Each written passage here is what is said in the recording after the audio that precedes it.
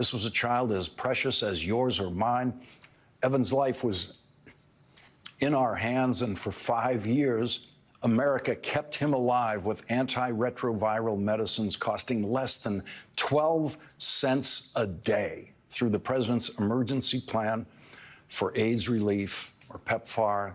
This was a program started by President George W. Bush and has saved more than 26 million lives so far, and it turned the tide of AIDS around the world and built enormous goodwill toward the United States. Then along came President Trump and his freeze on most humanitarian aid in January. How could a 5-year-old orphan possibly obtain medicine on his own? Evan weakened and soon died of an opportunistic infection.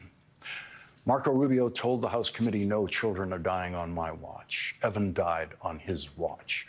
Evans of all ages are dying on Marco Rubio's watch, and no one is counting. And so we don't know, as of tonight, whether it's tens of thousands or hundreds of thousands of Evans, but we know it will be. In a New York Times column titled, quote, Elon Musk's legacy is disease, starvation, and death, Michelle Goldberg reports. Brooke Nichols, an associate professor of global health at Boston University, has estimated that these cuts have already resulted in about 300,000 deaths, most of them of children, and will most likely lead to significantly more by the end of the year.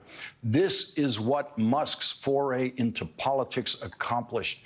If there were justice in the world, Musk would never be able to repair his reputation, at least not without devoting the bulk of his fortune to easing the misery he's engendered. Musk's sojourn in government has revealed severe flaws in his character, a blithe, dehumanizing cruelty, and a deadly incuriosity. Bill Gates has seen starving children in Africa many, many times and has devoted his life and his billions to trying to save them, which makes Bill Gates' verdict on the current richest person in the world so important and powerful. Bill Gates, the former richest person in the world, said, the picture of the world's richest man killing the world's poorest children is not a pretty one.